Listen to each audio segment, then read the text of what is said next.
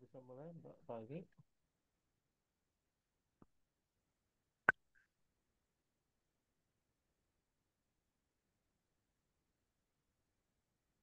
Kalau terdengar suara saya.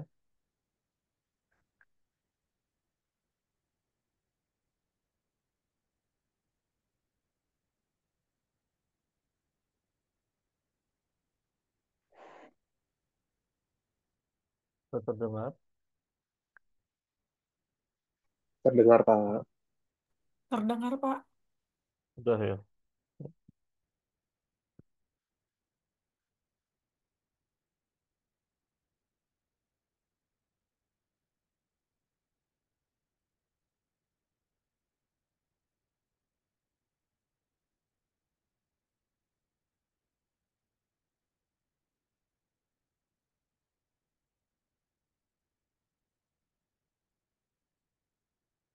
Baik, kita mulai ya.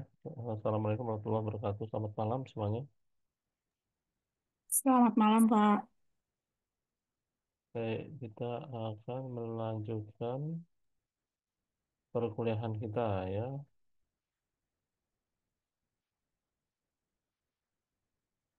Sudah kelihatan ya bukunya ya.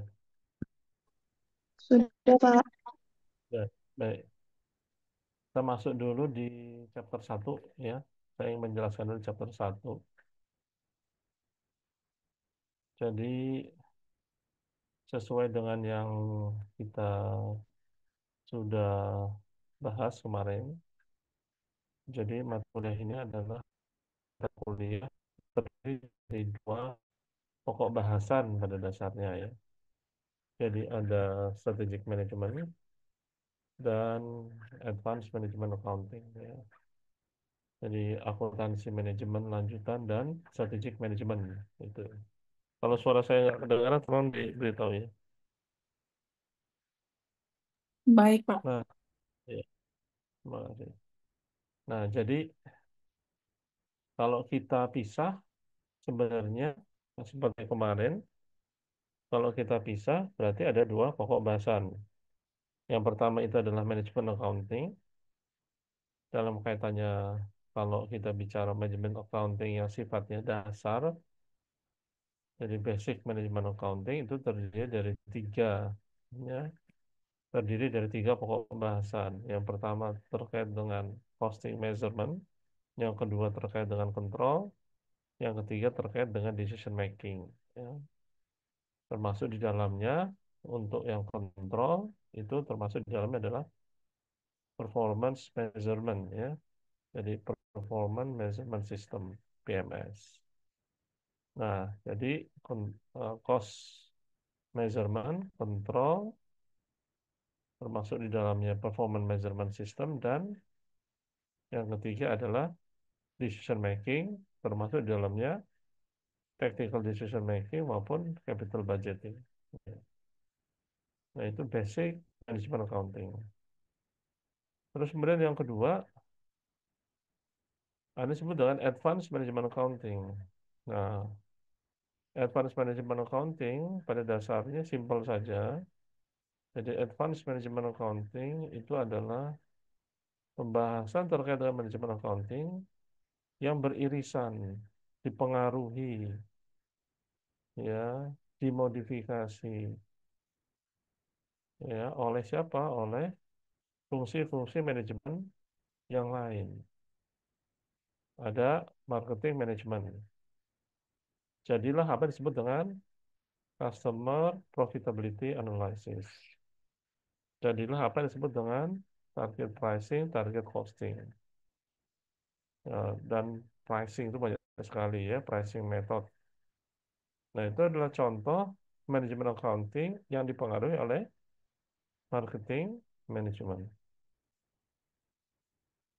Ya, dipengaruhi oleh manufacture, operation management. Itu lebih banyak lagi. Ya, termasuk juga apa yang disebut dengan in manufacturing system. Ya, dipengaruhi lagi misalnya apa yang disebut dengan just in time inventory. Nah, just in time inventory itu ya kalau sekarang bukan just in time ya, just in case ya. Just in case itu ya kembali lagi kepada persediaan itu. Tapi kalau kita ngomong JIT, just inventory system ya, termasuk di dalamnya juga ada pembahasan terkait dengan Kaizen costing, continuous improvement. Nah, itu termasuk juga total quality control dan sebagainya dan sebagainya. Itu adalah pengaruh operation management terhadap manajemen accounting. Ya, nah, itu pengaruh. Dalam konteks human resource management misalnya, nah itu lebih banyak fungsi-fungsi kontrol kaitannya dengan pengukuran kinerja, ya, mulai dari yang sifatnya accounting base, financial indicators, financial information, sampai non-financial information, sampai kemudian scorecard, termasuk di dalamnya ada balance scorecard, sustainability scorecard, dan sebagainya ya. Meskipun nanti sustainability scorecard itu akan lebih condong pembahasan pengaruh manajemen accounting oleh strategic management. Ya. Ya, kita mengenal apa yang disebut dengan strategic scorecard, strategic map, maupun balance scorecard. Ya. Nah, itu adalah bahasan-bahasan dari advanced management accounting. Jadi kalau dibahas terkait dengan advanced management accounting, ini menjadi sangat luas. Akuntansi manajemen itu menjadi sangat luas. Kenapa? Ya, em, postur ya, atau nature. The nature of management accounting is totally different with financial accounting. Di mana management accounting, the main users or the primary users ya are or is the management itself, ya, the executive, the company executive or company management. Jadi pengguna dari laporan manajemen accounting itu adalah manajer, eksekutif, gitu. Dibandingkan dengan financial accounting yang sifatnya usersnya itu adalah investors atau decision makers. Ya. Nah, jadi kalau kita bicara akuntansi manajemen lanjutan, itu is never ending story ya.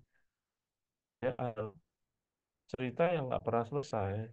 Ya, as long as the business is growing, or as long as the business grows, so there will be advanced management accounting. Termasuk di dalamnya misalnya saat ini kaitannya antara dalam konteks perusahaan itu pembahasan terkait dengan sustainability ya. Sustainability itu akhirnya menyangkut kemana-mana ya, termasuk di dalamnya itu adalah carbon accounting ya, carbon accounting, environmental disclosure ya, carbon disclosure, carbon accounting ya, carbon pricing, carbon market. Nah, itu adalah extensions dari advanced management accounting. Gitu, ya. Jadi, manajemen accounting dalam konteks ini tidak akan pernah surut atau tidak akan pernah berhenti berevolusi. Gitu. Nah, di sisi lain, ada yang disebut dengan strategic management. Nah, di sisi lain, ada yang disebut dengan strategic management. Mungkin saya close dulu ya sebentar. Sebelum saya masuk lebih jauh.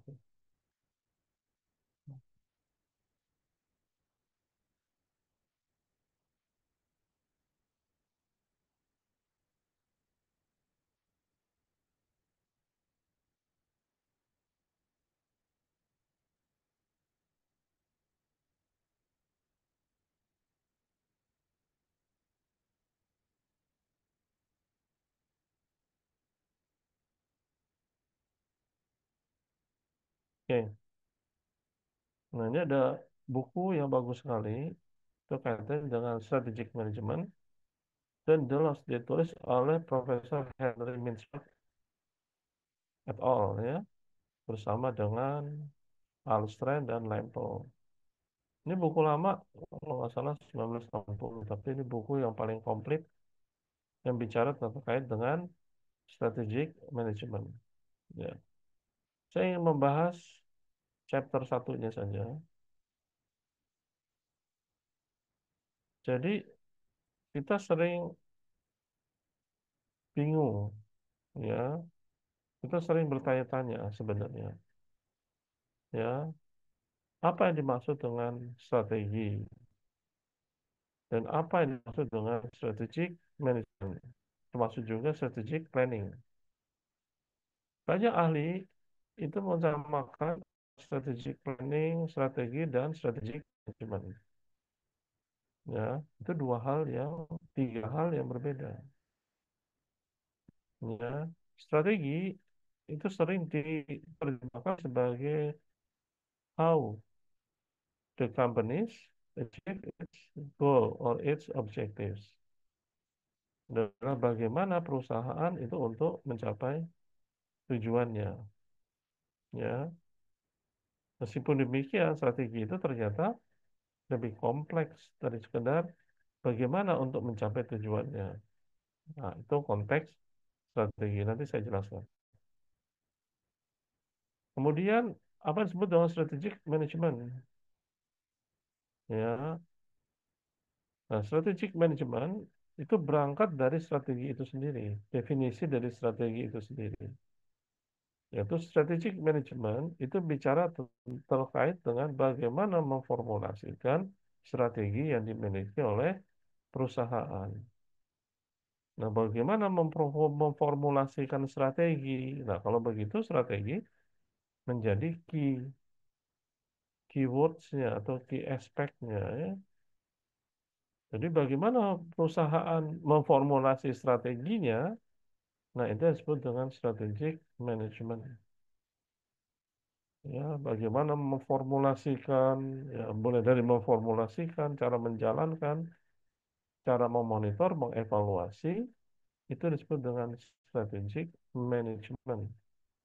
Jadi, mulai dari memformulasi sampai ke mengevaluasi.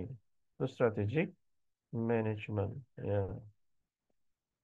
Nah, cara memformulasi strategi, menjalankan strategi, mengevaluasi, ya, strategi, ya, menyusun ulang, ya, strategi. Nah, itu termasuk dalamnya disebut dengan strategic management.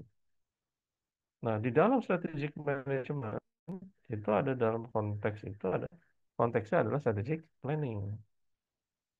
Ya, dalam memformulasi strategi, sebuah strategi tentu itu membutuhkan adanya program-program. Ya, kita memiliki strategi A. Untuk menjalankan strategi A, maka kita memiliki program kerja yang mendukung pencapaian strategi tersebut. Nah, program-program tersebut tentunya kita akan rumuskan di dalam sebuah perencanaan.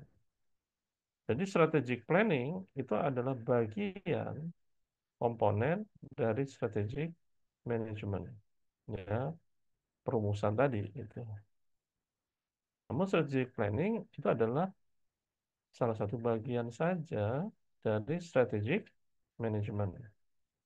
Nah, itu disebut dengan strategic planning. So, strategic planning is different strategic management.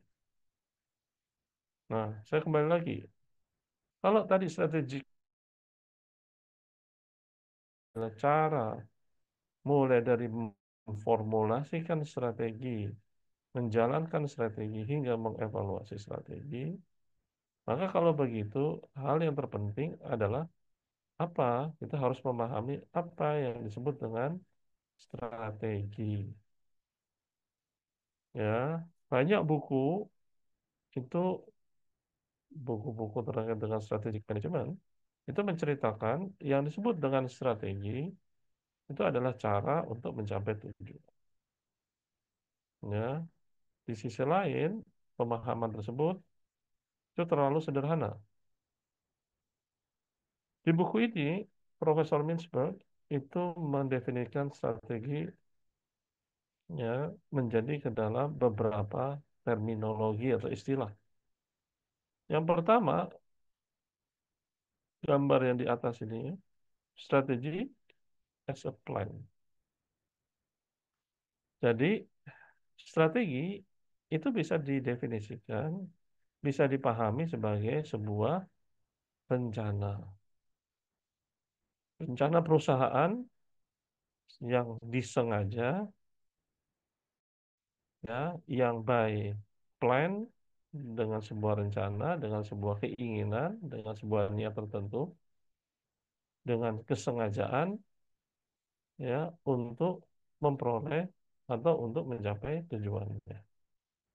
Jadi strategi as a plan. Jadi itu adalah yang diniatkan, yang direncanakan. Jadi kalau begitu strategi itu adalah satu posisi di mana kita belum atau kita akan melakukan program-program atau aktivitas untuk mencapai tujuan. So, strategi as a plan. Nah, dalam konteks ini, maka kita mengenal ada istilah apa yang disebut dengan nanti di gambar berikutnya ya. Itu ada yang disebut dengan istilah intended strategy. Jadi, intended strategy itu adalah strategi yang direncanakan. Sebuah perusahaan itu bisa punya berbagai macam strategi. Ya, ada strategi A, strategi B, strategi C, dan sebagainya ya, macam-macam. Kalau mereka mendefinisikan strategi itu sebagai satu hal yang akan dilakukan, yang belum dilakukan, yang baru direncanakan, maka mereka memahami strategi itu sebagai sebuah rencana. Dan strategi sebagai sebuah rencana itu namanya intended strategy. Oke. Kemudian berikutnya, namun strategi itu nggak cukup di situ. Strategi itu juga bisa dipahami sebagai sebuah pola, strategi as pattern. Strategi itu adalah sebuah pola. Pola berarti di gambar ini ya, ada footprint, ada bekas telapak kaki. Berarti kalau begitu strategi itu adalah sesuatu yang sudah dilakukan, yang sudah dilaksanakan. Strategi adalah sesuatu yang sudah dijalankan. Ya, dari menjalankan strategi tersebut, kita bisa tahu mana yang salah, mana yang perlu diperbaiki, mana yang perlu dilanjutkan, mana yang perlu dihentikan, mana yang harus mengalami penyesuaian, mana yang harus direformulasi. Ya. Nah, strategi dalam konteks sesuatu yang sudah kita lakukan, itu disebut dengan strategi as pattern, ya, yang sudah dilakukan. Nah, strategi dalam konteks tersebut, maka kita pahami itu disebut dengan realize strategy. Jadi sama-sama strategi. Tapi yang atas itu adalah intended strategy, yang bawah itu adalah realize strategi. Strategi yang sudah dilaksanakan. Strategi yang sudah dijalankan. Nah, itu pemahaman. Nah, ini gambar di sini ya. Jadi, strategi itu bisa dipahami dari berbagai terminologi, ya, dari berbagai perspektif. Jadi strategi itu bukan sederhana sebagai satu cara untuk mencapai tujuan, enggak. Jadi strategi itu bisa terminologinya bisa disebut dengan kurang besar ya mungkin. Strategi itu bisa dipahami dalam konteks ended strategi, ya. Jadi tadi ya strategi as a plan, berarti dia disebut sebagai intended strategi. Kemudian deliberate strategi berarti strategi yang kita lakukan, yang kita laksanakan. Jadi intended itu 70%, 80%-nya kita lakukan. Berarti itu yang terlaksana, deliberate strategi. Nah, yang sudah kita lakukan. Nah, dari situ kemudian jika kita melakukan itu, mengerjakan strategi tersebut, ternyata hasilnya ada yang bisa direalisasikan, benar-benar kita laksanakan, ada yang tidak terrealisasi. Nah, itu jadi dua, ada yang realize, ada yang unrealized strategi. Ya, ada strategi yang bisa direalisasikan dan yang tidak direalisasikan. Nah, dalam perjalanannya, ada kalanya untuk strategi-strategi yang bisa direalisasikan itu mengalami modifikasi, penyesuaian di tengah jalan. Ya, em, ini pembahasan itu ya, disrupsi ya, disruptions ya, obsolete ya, perubahannya begitu cepat, apalagi di era sekarang. Nah, teknologi disruption-nya begitu cepat ya. Itu bukan hanya menyasar perusahaan swasta, tapi juga menyasar sektor publik. Nah, realize strategi ini ada perubahan-perubahan yang sangat cepat.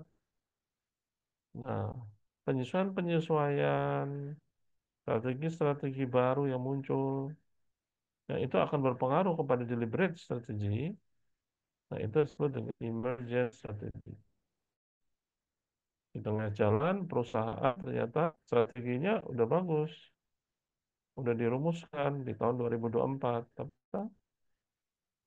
ya, awal Januari 2025, misalnya, ada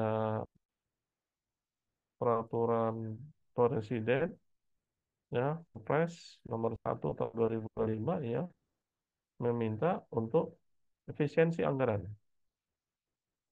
Nah, ini berpengaruh kepada semua sektor usaha.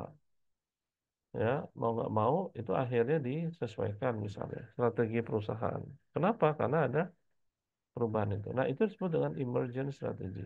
Ya, strategi yang bisa berubah, yang bisa dimodifikasi di tengah jalan. Nah, itu disebut dengan emergent strategy. Oke. Nah, kemudian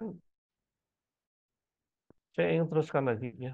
Jadi, strategi itu bisa dipahami dari berbagai perspektif. Tadi ya, yang pertama itu adalah plan, yang kedua adalah pattern. Nah, yang ketiga, strategi itu bisa dipahami juga as a position.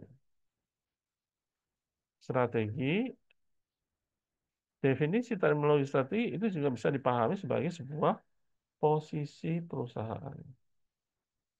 Jadi perusahaan kalau bicara apa strategi perusahaan Anda, itu ya apa strategi perusahaan A, perusahaan B, perusahaan C, gitu ya. Itu bisa juga bermakna apa posisi yang akan diambil, gitu. Di mana posisi perusahaan Anda dibandingkan pesaing? Di mana posisi perusahaan Anda dibandingkan pasar, industri? Nah, bagaimana Anda mengambil posisi? Di mana posisi Anda? Gitu. Jadi posisi itu juga bisa dimaknai sebagai sebuah strategi, gitu. Ya, jadi kalau kita memandang perusahaan harus mengambil posisi tertentu, ya berarti itu adalah satu makna, satu terminologi dari strategi. Gitu. Nah, karena itu kita banyak temukan tuh ya dalam persaingan itu ya.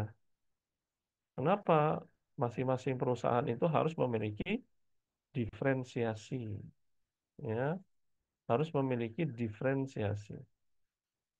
Dan sekarang harus tuh ya, bahkan prodi seperti Maksi gitu ya, Maksi UNJ gitu ya, Maksi FEB UNJ itu oleh akreditasi dituntut apa diferensiasinya dibandingkan Maksi UI, Maksi Unpad segala macam.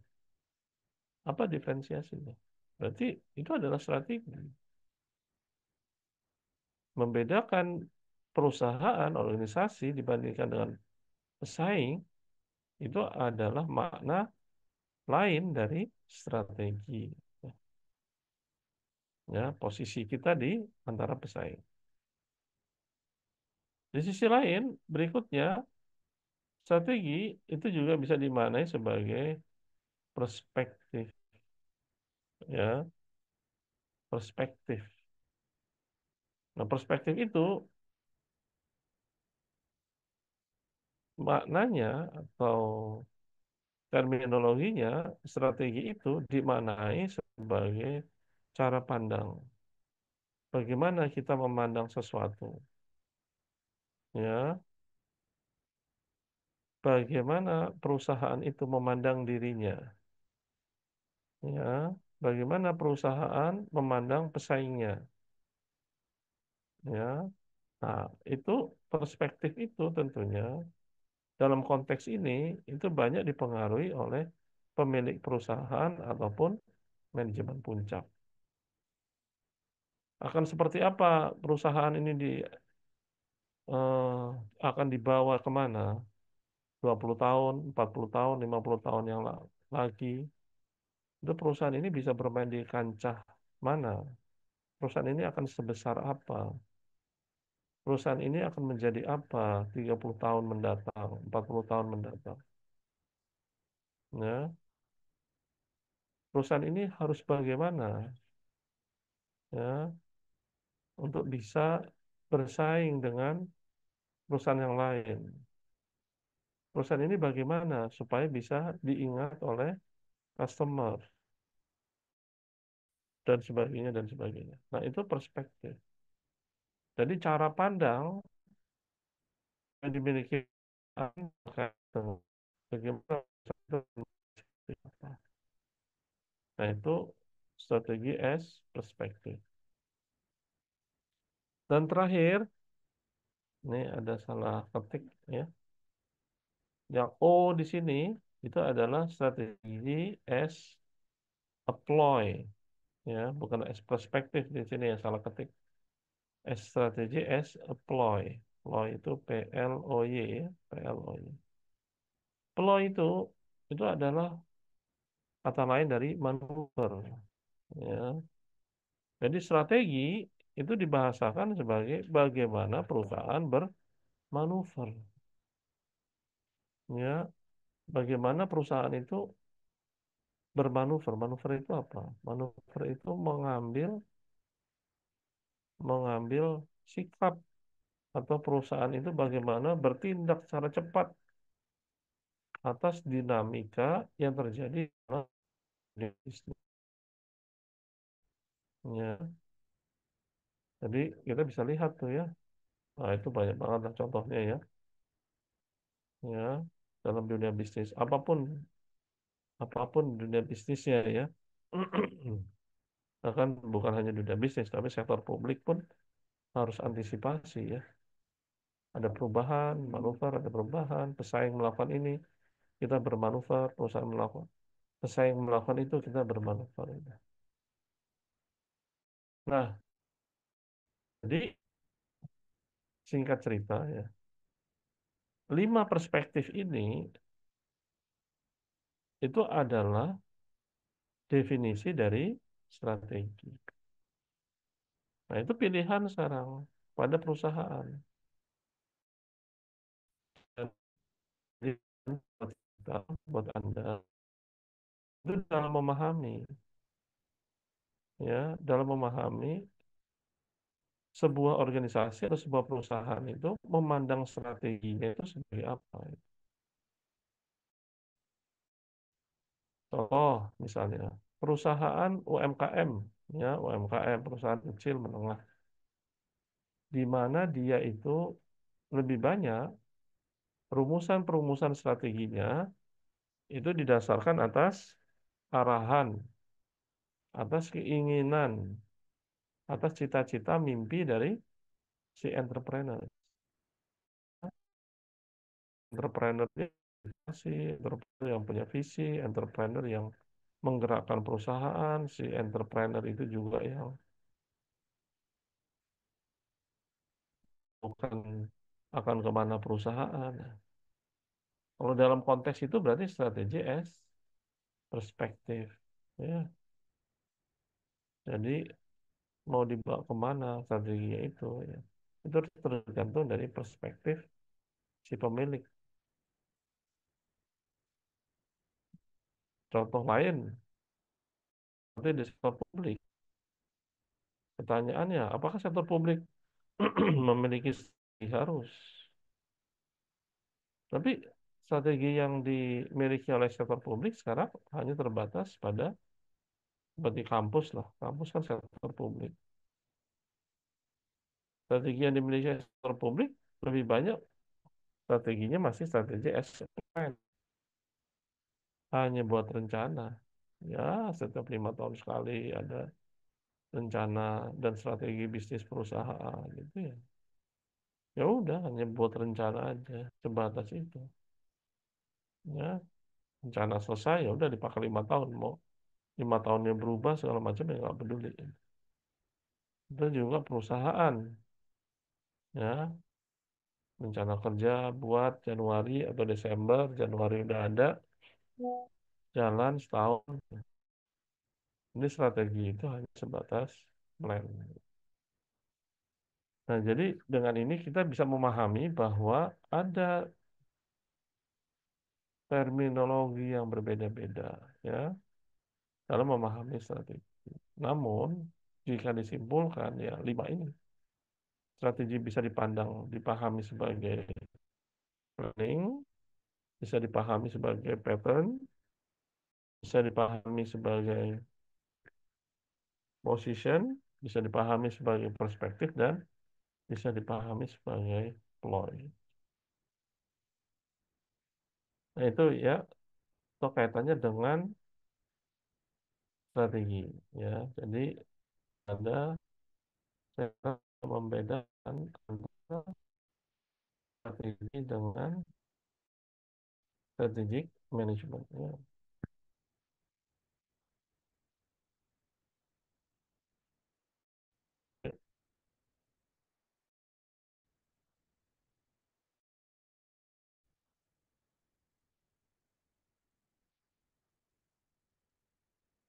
Nah, kita balik ke sini, ya.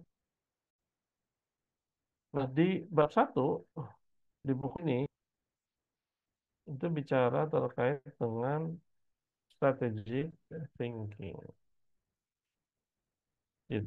Ditulis oleh ahlinya strategic management, ya, Profesor Michael Porter.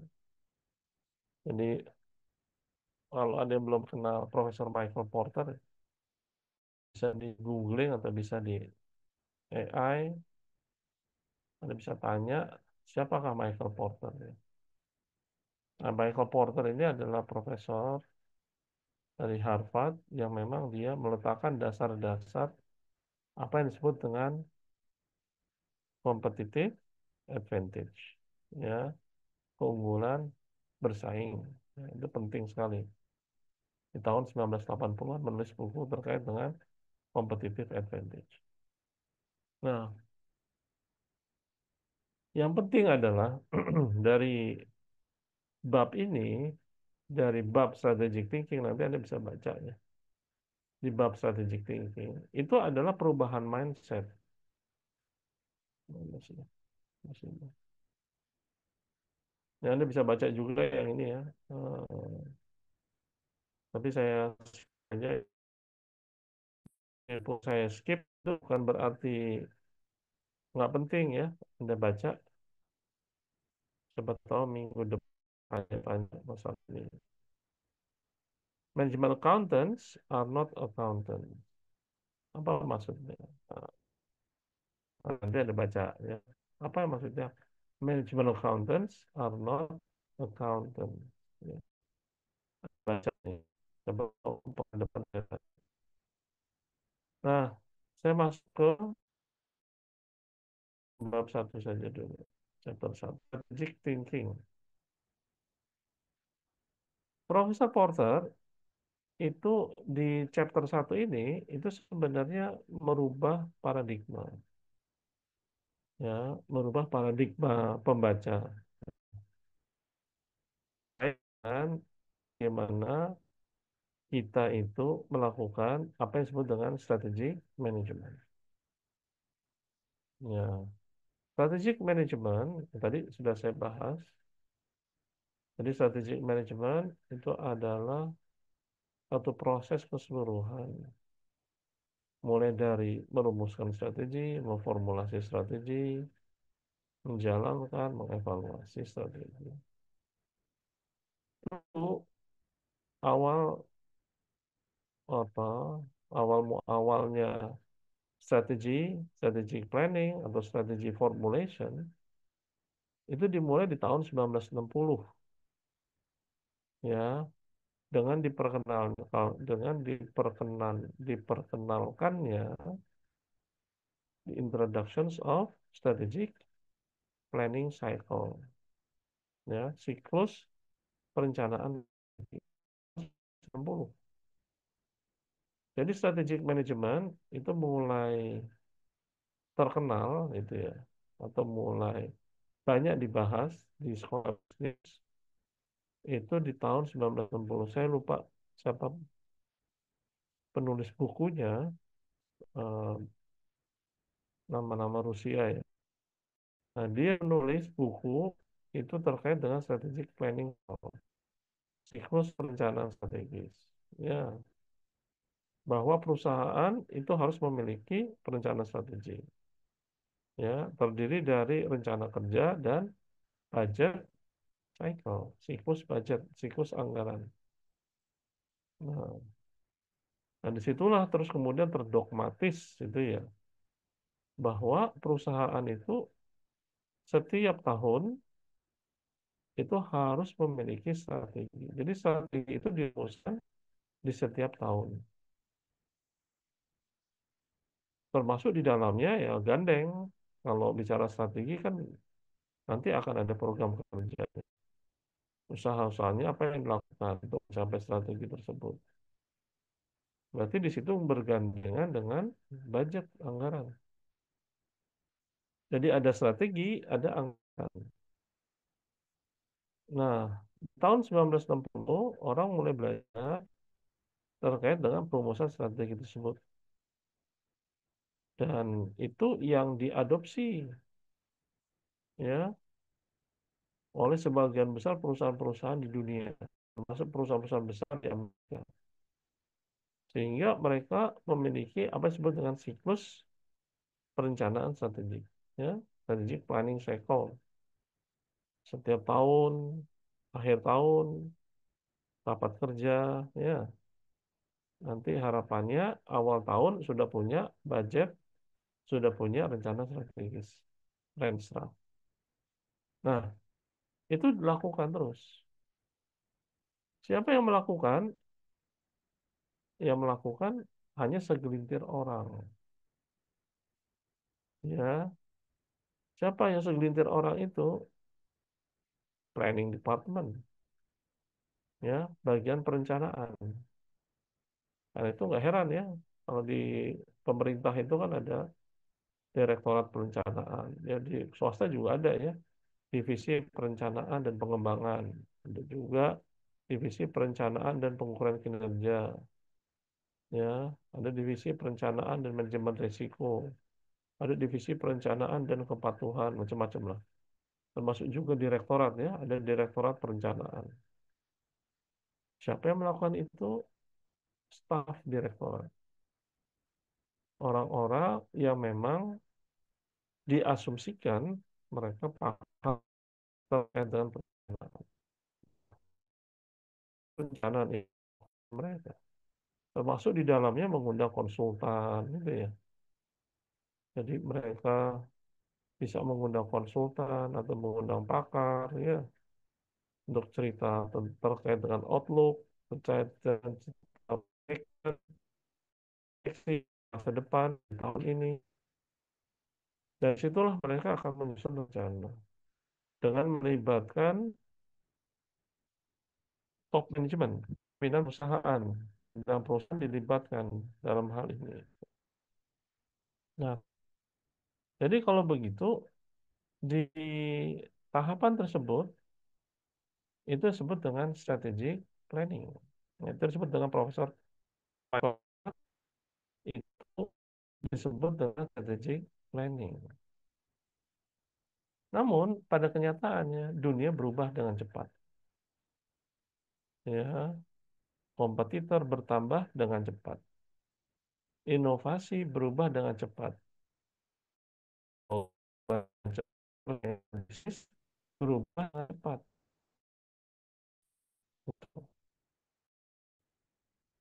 Yang kedua, dalam penyusunan perencanaan strategik, strategi planning, strategi fokus, ada banyak inovasi-inovasi terkait dengan program-program kerja strategis, ya. Pada kenyataannya itu banyak cara-cara baru yang jauh lebih efektif, itu tidak bukan dimiliki oleh perencanaan, ya. Kenapa? Karena perencanaan itu memiliki keterbatasan, ya. Mereka biasanya itu ada di belakang meja, ya, di balik layar. Mereka tidak terjun langsung kaitannya dengan bisnis. Mereka nggak berhubungan dengan pelanggan, nggak berhubungan dengan customer, nggak berhubungan dengan supplier, nggak berhubungan dengan orang marketing. Mereka yang ada di balik. Dia tidak mengerti real dari perusahaan. Real bisnis di level bawah mereka kurang mengerti. Nah, karena itu fleksibilitas, dinamisnya dalam merespon problem yang ada di bisnis besar itu relatif orang perencanaan atau staf bagian perencanaan. Dibandingkan apa? Dibandingkan orang-orang yang terjun langsung mengetahui pasar atau mengetahui bisnis. Contoh misalnya orang-orang marketing. Orang-orang marketing itu orang-orang yang ada di level bawah yang memang mereka langsung terjun langsung berhadapan dengan customer. Kedua, batasan dari strategic planning. Keterbatasan yang ketiga adalah tidak dimilikinya sense of belonging, ya, rasa memiliki, ya, dari organisasi dengan menggunakan perspektif strategic planning. Karena yang membuat strategi itu hanyalah elit, hanyalah top management, hanyalah segelintir orang. Jadi mereka level menengah, level apalagi level bawah, ya, seringkali jangan merasa memiliki, ya, tahu aja apa strategi perusahaan aja mereka enggak gitu. Ya, mereka nggak tahu strategi perusahaan itu apa. Ini perusahaan mau dibawa kemana? Ini perusahaan apa yang membedakan dengan pesaing? Ya, nggak tahu. Jadi akhirnya kesulitan dari perusahaan adalah bagaimana membumikan, ya, atau mentransfer of knowledge strategi yang sudah disusun sampai ke level bawah. Nah, sekarang kalau level bawah itu lower managementnya atau lower class, lower level itu lower staff itu nggak tahu strategi perusahaan, ya bagaimana mereka mau menjalankan? Tahu aja nggak? Ya, bagaimana mereka mau merasa bertanggung jawab, apalagi sampai menjalankan strategi perusahaan, itu tentunya sulit. Tuh, ya.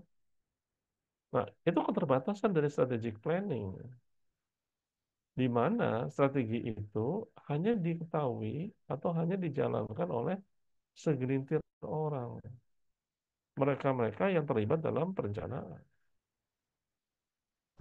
Nah, itulah yang menurut Profesor Porter di chapter 1 ini, itu harus dirubah. Bukan strategic planning lagi, tapi apa disebut dengan strategic thinking. Jadi strategic thinking itu adalah satu ide gagasan di dikemukakan Profesor Porter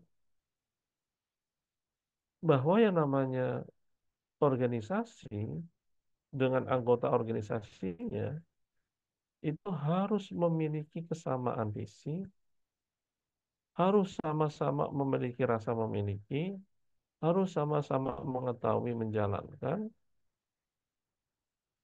strategi yang dimiliki, gitu. Nah, bagaimana untuk bisa melakukan itu? Mudah, kata Profesor Porter. Jangan serahkan strategi itu atau formulasi strategi itu hanya kepada elit, segelintir orang. Jadi strategi itu bisa muncul dari mana saja. Strategi itu bisa muncul dari mana saja. Bukan hanya dari yang level atas, level menengah pun bisa, level bawah pun bisa. Usulan-usulan terkait dengan program kerja itu muncul dari level mana saja gitu. Ya, contoh misalnya kalau strategi kita misalnya strategi perusahaan menjual produk dengan diferensiasi yang tinggi. Ya, produk kita itu memiliki istimewa atau perbedaan yang signifikan dengan produk-produk lain. Tapi ternyata kalau bagian marketing kita itu mengatakan yang dibutuhkan customer sekarang bukan produk yang high class, bukan produk yang stylish, tapi produk yang murah, yang bisa menjangkau pasar, ya, yang bisa sesuai dengan daya beli pasar. Kalau orang marketing mengatakan seperti itu, ya berarti kalau begitu, itulah yang seharusnya dijalankan oleh perusahaan. Siapa yang menyusun strategi atau dari mana asal ide strategi itu muncul? Bukan dari top management, tapi dari lower management, dari orang marketing. Yaitu banyak dilakukan oleh perusahaan-perusahaan Jepang. Ya, jadi perusahaan Jepang itu justru banyak strategi-strategi terkait dengan marketing, kualitas produk, itu justru muncul dari orang-orang bawah. Ya, dari para pekerja yang ada di pabrik, para sales marketing yang jualan, ya, dari dealer-dealer yang jualan produk-produk, itu lebih banyak masukan strategi ini. Nah, itulah yang akan digunakan atau yang akan dipakai perusahaan untuk merumuskan strategi. Jadi strategi itu bukan elit eksklusif, enggak. Namun strategi strategi thinking itu adalah mengajak perusahaan, mengajak seluruh anggota perusahaan untuk sama-sama bagaimana caranya memiliki. Nah, tentunya ini tidak mudah, ya. Tentunya ini tidak mudah, ya. Menjadikan seluruh anggota organisasi strategi, memiliki strategi, ya, itu satu proses yang nggak bisa dalam satu malam, ya. Jangankan yang ribuan, yang ratusan, yang puluhan saja belum tentu semuanya punya strategi yang sama itu, ya. Ini tentunya memiliki proses, ya, menyamakan mindset, menyamakan visi, anggota organisasi, menyamakan misi itu apa istilahnya proses panjang, ya, yang continue, gitu. Nah, itu bukan satu proses yang dalam satu malam itu ya bisa dilakukan. Tapi itu harus dilakukan kalau perusahaan ingin mampu bersaing. Nah, perusahaan-perusahaan yang berhasil menurut Profesor Porter adalah perusahaan-perusahaan yang menerapkan ini. Perusahaan-perusahaan menerapkan strategic thinking, bukan strategic planning. Nah, gitu ya. Jadi mungkin itu isi dari strategi. Satu, silahkan Anda baca strategic thinking dari Profesor Porter. Sekaligus juga yang tadi, yang tulisan Prof. Jane,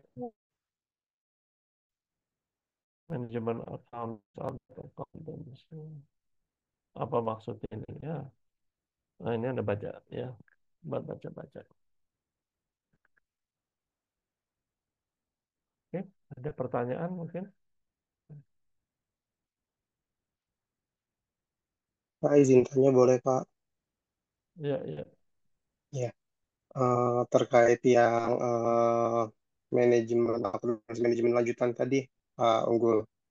Jadi kan tadi kan kalau misalkan Bapak sampaikan sebenarnya kan di akuntansi manajemen lanjutan ini kan cukup berkembang begitu ya, Pak, ya bahkan sampai ada istilah carbon accounting, green accounting, sustainability accounting gitu kan Pak. Nah, saya jadi ingat ada satu topik yang sering sekali kita temukan terkait dengan ESG, Pak, sustainability sosial, apa namanya, environmental, sosial, kemudian juga governance yang sering dikaitkannya itu dengan akuntansi keuangan, Pak Unggul. Nah, sebenarnya letak dari ESG ini, sustainability seperti itu, lebih condong ke akuntansi manajemennya kah, atau di akuntansi keuangannya ya, Pak Unggul ya? Ya, baik. Itu aja, Mas Reza. Masih kan? Sementara itu dulu sih, Pak. Udah, udah. Ya, betul. Bagus itu pertanyaannya. Masuk ke mana dia? Masuk ke manajemen accounting, Mas Rian. Ya, jadi kalau di mana disiplin ilmunya, itu disiplin ilmunya lebih kepada manajemen accounting. Kenapa? Karena itu kebutuhan dari manajemen. Ya, itu kebutuhan dari manajemen, kebutuhan dari organisasi, dia harus mempraktekkan ESG. Itu. Itu kebutuhan dari manajemen. Dia harus mempraktekkan ESG supaya apa? Supaya sustainable. Kan itu. Kalau perusahaan itu mau sustainable, ya perhatikan tiga itu. Itu kan pengembangan dari triple bottom line ya. Dulu, kalau dulu kita kenal ada people, planet, profit. Itu ya, 3P.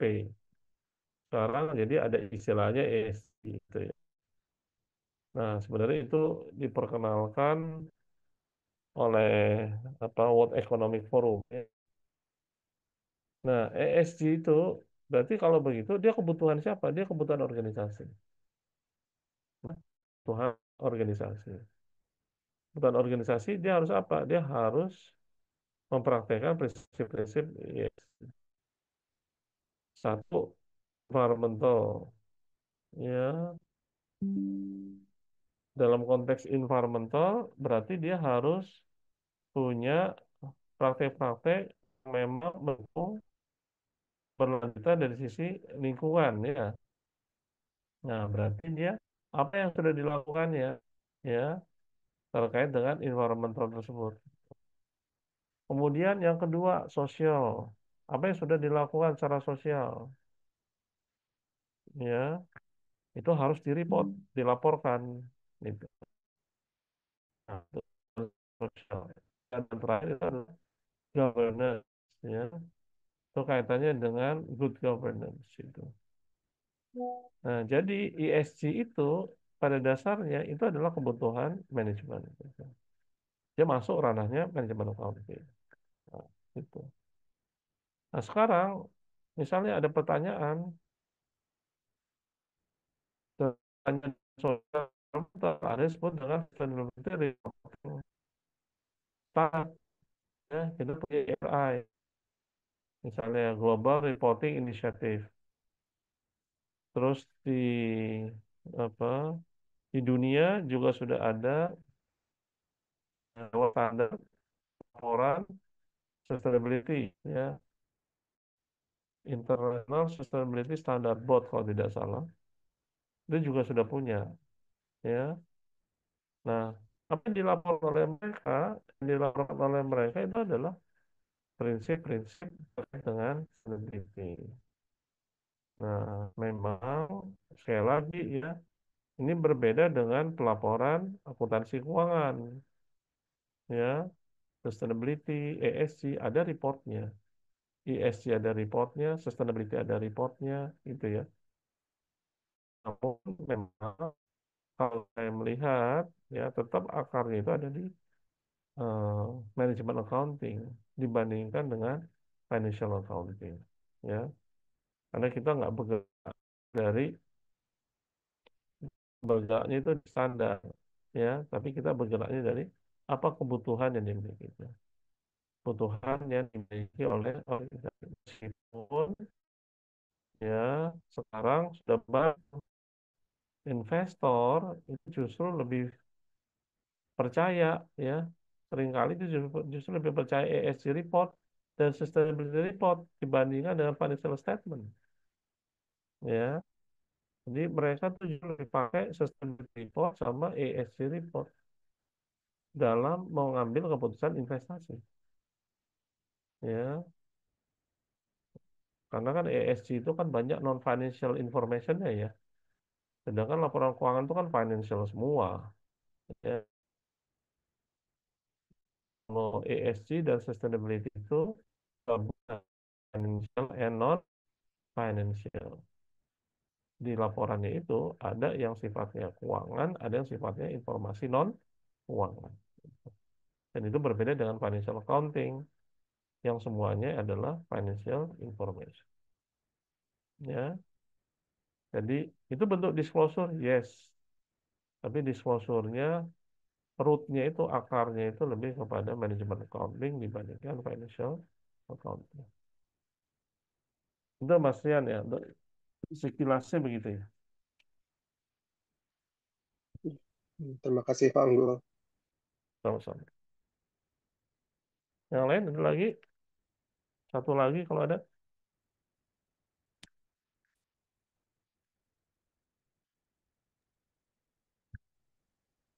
Pak izin bertanya, Ya. kan seiring berkembangnya teknologi sekarang kan banyak kan sudah menggunakan sistem atau program. Adakah program atau sistem yang dapat mengukur strategi accounting? Maksudnya itu bukan dilihat dari indikator aja gitu loh, Pak.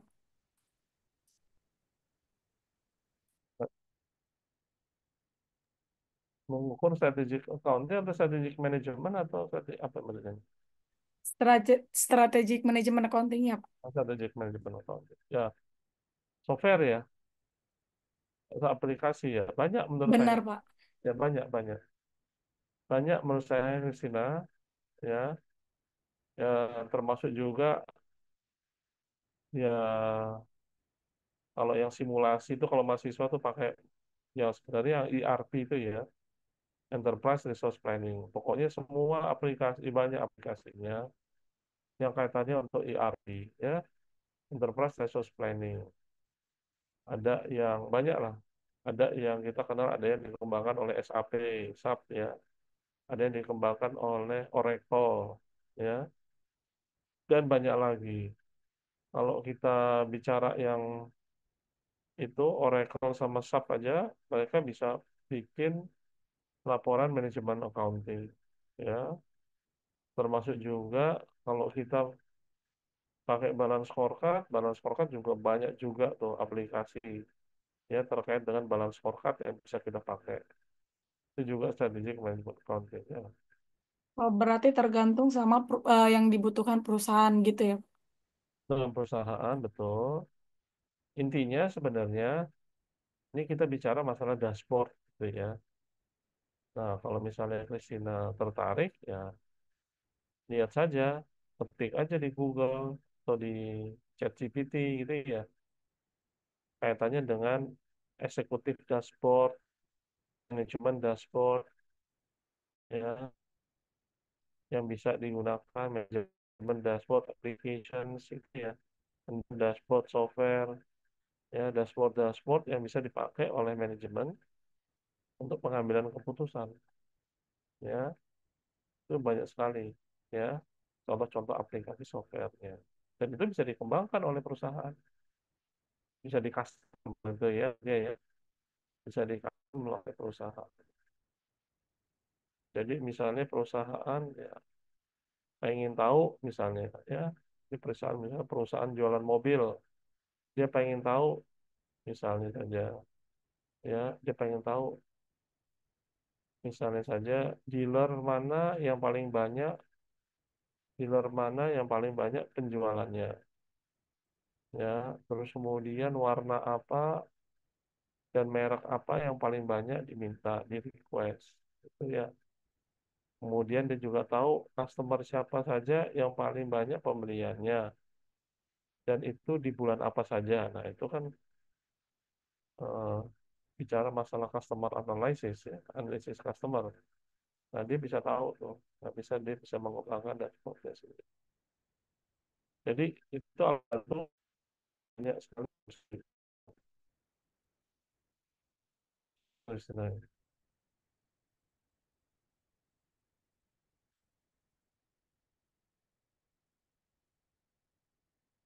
Baik, itu untuk sementara ya pertemuan ini mudah-mudahan bermanfaat. Kita lanjutkan lagi pekan depan ya.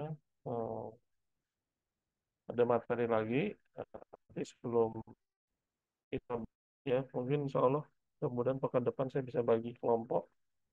Jadi eh, saya bisa eh, total ada berapa nih Mas Anggi? Nah, ini 23, Pak. ada tiga ya. Iya, Pak. Ya,